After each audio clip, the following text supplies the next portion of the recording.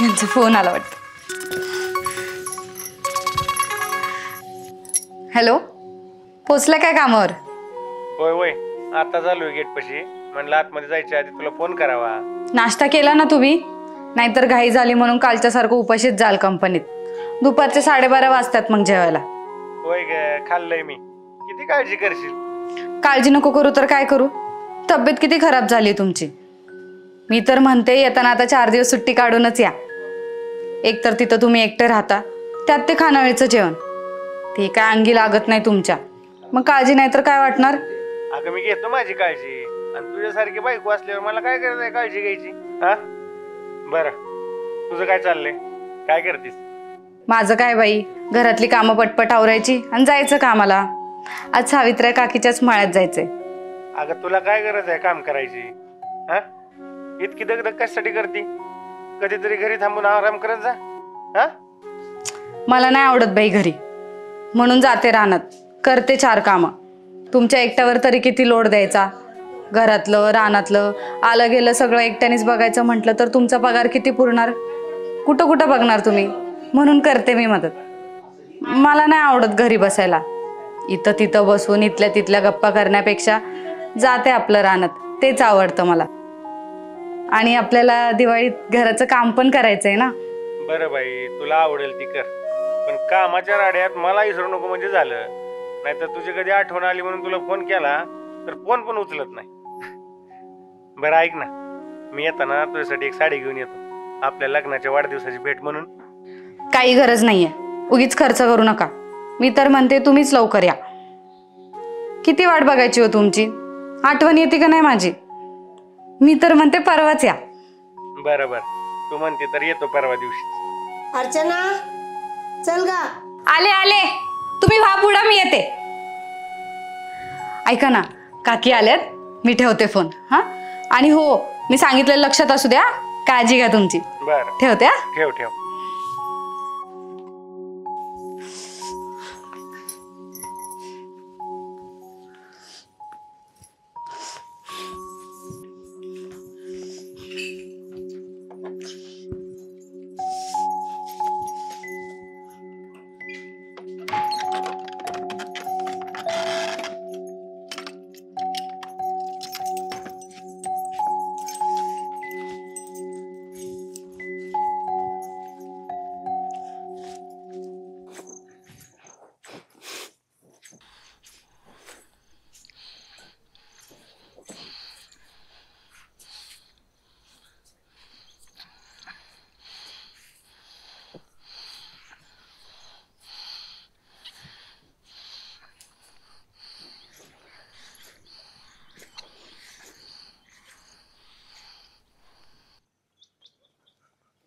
ऋते, चल आता बाजार. उगाच कोणतरी बघायचं आणि कुठं व्हायचं काहीतरी. इथं कोणी येत नाही, आलं तर काय फरक पडतोय? येणार येईल, बघायला जाईल निघून. थोडं तरी घाबर. आता मुलगी मी आहे का तू? तू घाबरायला मी पाहिजे का तू? तू मी घाबरत नाही, तू का घाबरतोय? लयच डेअरिंग बाज आहे राव तू.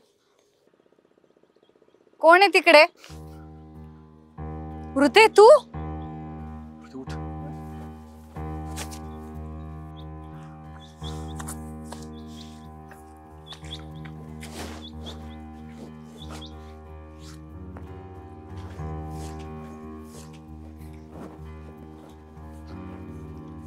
ऋते थांब. काय चाललंय तुझं? काय करते तुला तरी कळतंय का? अगं अजून तुझं लग्न व्हायचंय. लग्नाआधी हे सगळं शोभतं का तुला? बरोबर नाहीये हे. वहिनी, मला चांगलंच कळते की मी काय करते आणि काय चुकीचं आहे ह्यात. आयुष्य एकदाच मिळतं, त्याचा आनंद आता नाही घ्यायचा तर कधी घ्यायचा? अगं पण लग्नानंतर हे सगळं होणारच की. आणि एवढाच आनंद घ्यायची घाई झाली तर घरच्यांना सांग लग्न करून टाकायला. हो की, लग्न झाल्यावर किती जबाबदारी असतात, आणि माणूस प्रपंचात पडला की जगायचं कधी? आणि जवानीचे हे दिवस काय परत येणार आहेत काय? अगं पण हे बघ वहिनी, तुम्हाला समजवण्यात वेळ घालू नकोस, आणि आता जे काही पाहिलेस ना ते विसरून जा, आणि कोणाला काही सांगू नकोस. हे माझं आयुष्य आहे, मला माझ्या पद्धतीने जगू दे. येते मी.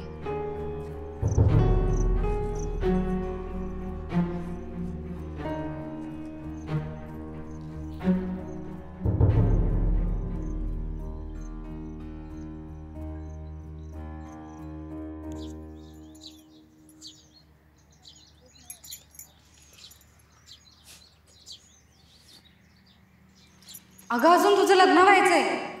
लग्नाआधी हे सगळं शोभतं का तुला? आणि काय चुकीचं आहे ह्यात? आयुष्य एकदाच मिळतं, त्याचा आनंद आता नाही घ्यायचा तर कधी घ्यायचा? अगं पण लग्नानंतर हे सगळं होणारच की. लग्न झाल्यावर किती जबाबदाऱ्या असतात आणि जवानीचे हे दिवस काय परत येणार आहेत काय? हे बघ वहिनी, हे माझं आयुष्य आहे, मला माझ्या पद्धतीने जगू दे.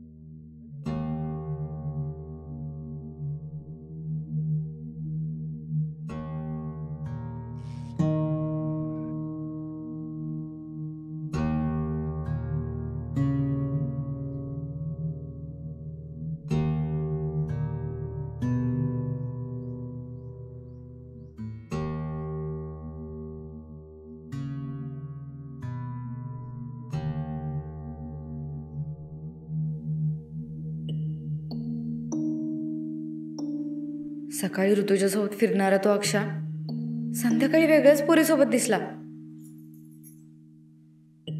हे ऋतुजाला माहित असेल का? तो तिचा फायदा तर घेत नसेल ना? नाही नाही, हे तिला सांगायलाच पाहिजे.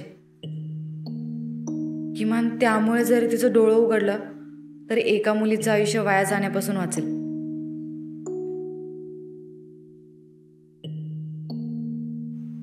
पोरांचं काय, त्यांनी किती पण गुण उधळले तरी त्यांना कोण नावं ठेवणार आहे?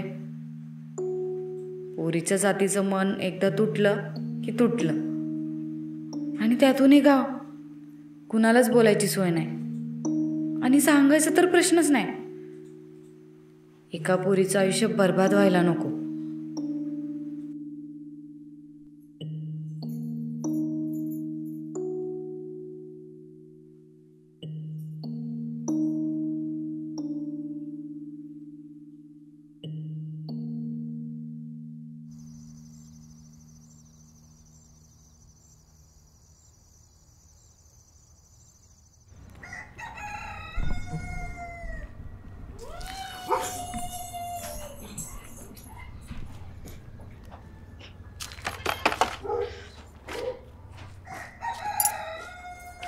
अगं ऋतुजा, आता हिचं काय परत? ही रोज भाषण देत बसेल, हिला याचं उत्तर दिलंच पाहिजे, नाहीतरी रोज डोकं खाईल. काय ग, काय काम आहे? अगं तुला माहिती का त्या अक्षयचं बाहेर काय चालू आहे? चांगलं पोरगं नाहीये ते, त्याचं दुसऱ्या पोरीसोबत बाहेर लफडं चालू आहे. एक नंबरचा छपरी पोरगा आहे तो. असू दे की मग. मग अगं तुझं तर प्रेम आहे ना त्याच्यावर, मग असं कसं? प्रेम आणि माझं त्याच्यावर कोण म्हणलं? हे बघ वहिनी, तो किती छपरी असू दे, त्याचे किती लफडे असू दे, मला फरक पडत नाही. मग हे सगळं काय चालू आहे तुमच्यात? टाइमपास. टाइमपास? हो, अगायचा ना नोकरीचा पत्ता ना कामाचा तपास. त्याच्याशी कोण लग्न करणार आहे? मित्र माझ्या घरचे बघतील ना, त्याच मुलाशी लग्न करणार आहे जो सेटल असेल, ज्याचे काहीतरी स्वतःचं अस्तित्व असेल. हा छपरी MIDC मध्ये 10-15 काम करणारा माझ्या हाऊस भाऊ होईल? हे बघ, सरड्याची दवा फक्त कुंपणापर्यंतच असते, सो मी जास्त लोड घेत नाही. अगं पण हे सगळं कशासाठी? थांबव ना हे सगळं. सांगितलं ना, टाइमपास, आनंद मिळवण्यासाठी. हे बघ ऋतुजा, तुला हे सगळं इतकं सहज आणि सोपं वाटते तितकं सोपं नाहीये. उद्या जर कोणाला समजलं तर लोक काय म्हणतील? आणि याचा अडथळा लग्नानंतर येणार नाही हे कशावरून? हे बघ वहिनी, आमचं काय आणि कसं चाललंय हे फक्त तुलाच माहितीये. त्यामुळे तू कोणाला सांगितलं नाही तर कोणाला कळणारच नाही. त्यामुळे तू शांत राहा, जे चाललंय ते चालू दे. आणि हो, तुझं एक अन्न माझ्यापाशी पाजळू नकोस हा. माझं आयुष्य आहे, आणि माझ्या पद्धतीने जगू दे. येते मी. आणि हा, मला तुझ्यावर विश्वास आहे की ते कुणाला सांगणार नाहीस तू, त्यामुळे माझा विश्वासघात करू नकोस.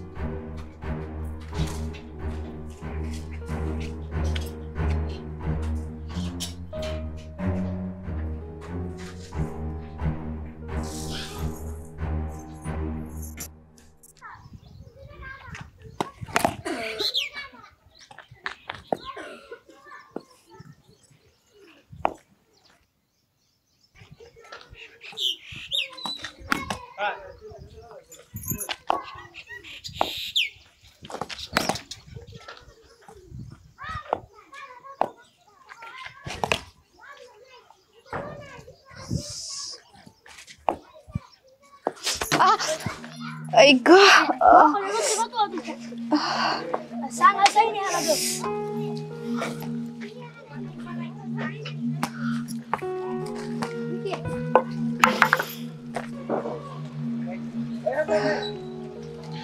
काय झालं? काही नाही, पाय मुरगळले. चला घरी सोडतो मी.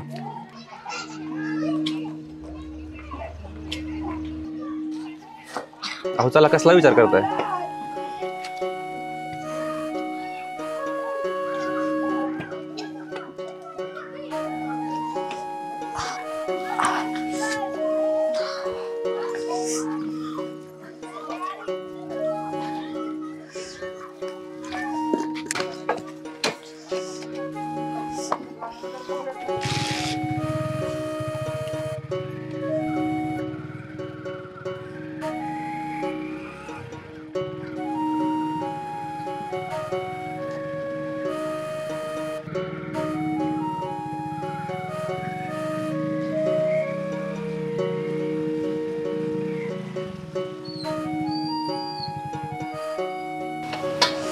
दमानी वहिनी, चला सोडतो तुम्हाला. नाही नाही, मी जाते आत, तू जा. काळजी घ्या.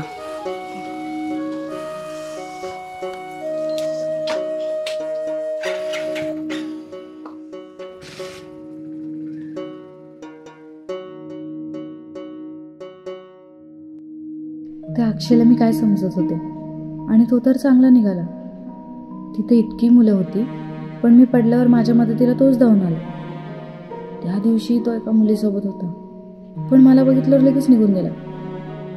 याचा अर्थ त्याचं मन नक्कीच चांगलं आहे. त्या ऋतुजाला समजण्यापेक्षा मी एकदा यालाच बोलून बघते, ऐकेल माझं तो.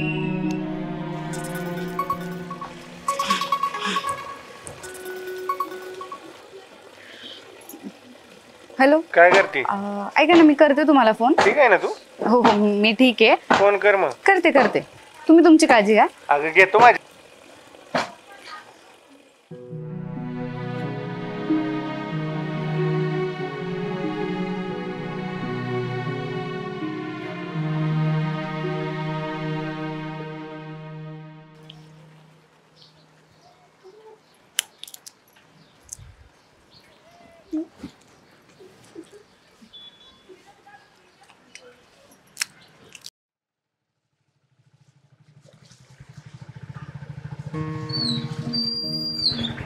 पाय कसा वहिनी?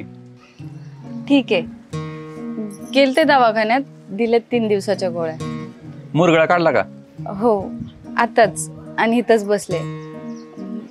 बरं झालं तू आलास, मी तुझाच विचार करत होते. का? काय काम होतं का? हो, बोलायचंय थोडं. चल आज सांगते.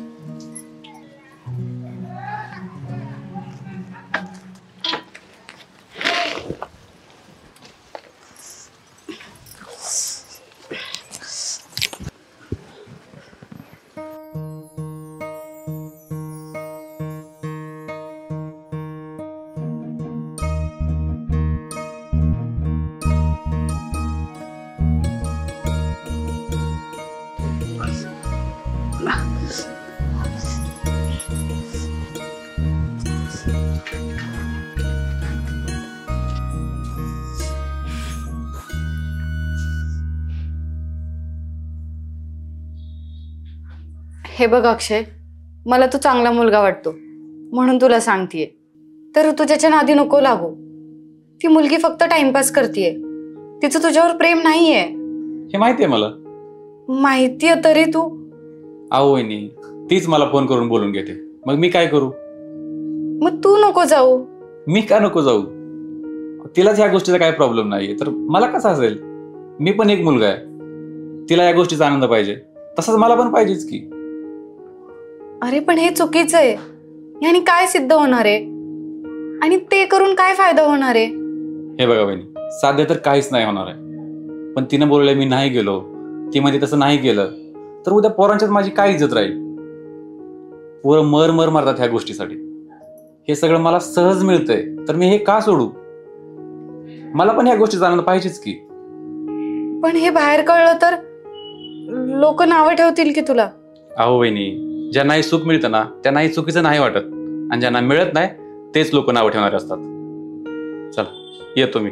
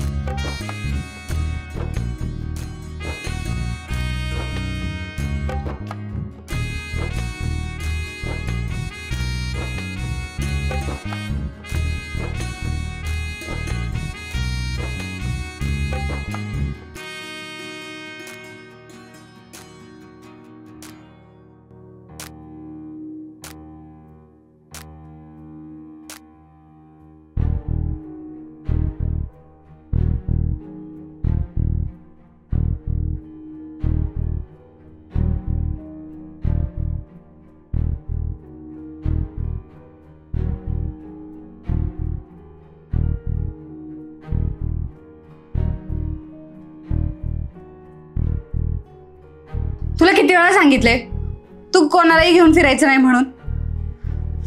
तुला कळत नाही का? अहो माझं ऐकून तरी घ्या. मला काहीही ऐकायचं नाहीये. तुला सांगून जर तुला ऐकायचं नसेल तर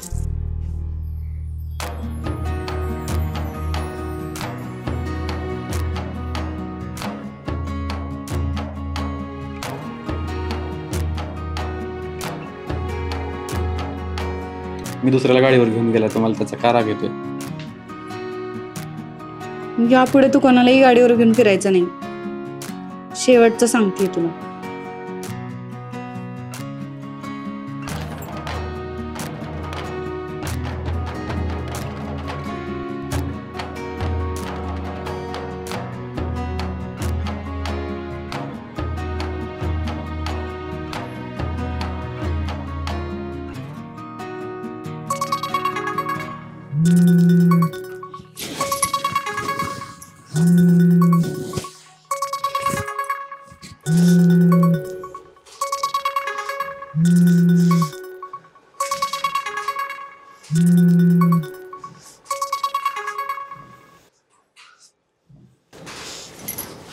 हे काय करत होते मी? आज मी भावनेच्या भरात अशी वाहवत का गेली असेल? माझ्याकडून ही चूक कशी काय घडली असेल? हा विचारही माझ्या मनात कसा येऊ शकतो? नाही, हे चुकीचं आहे. माझ्या नवऱ्यावर माझं खूप प्रेम आहे. मला त्यांना नाही फसवायचंय.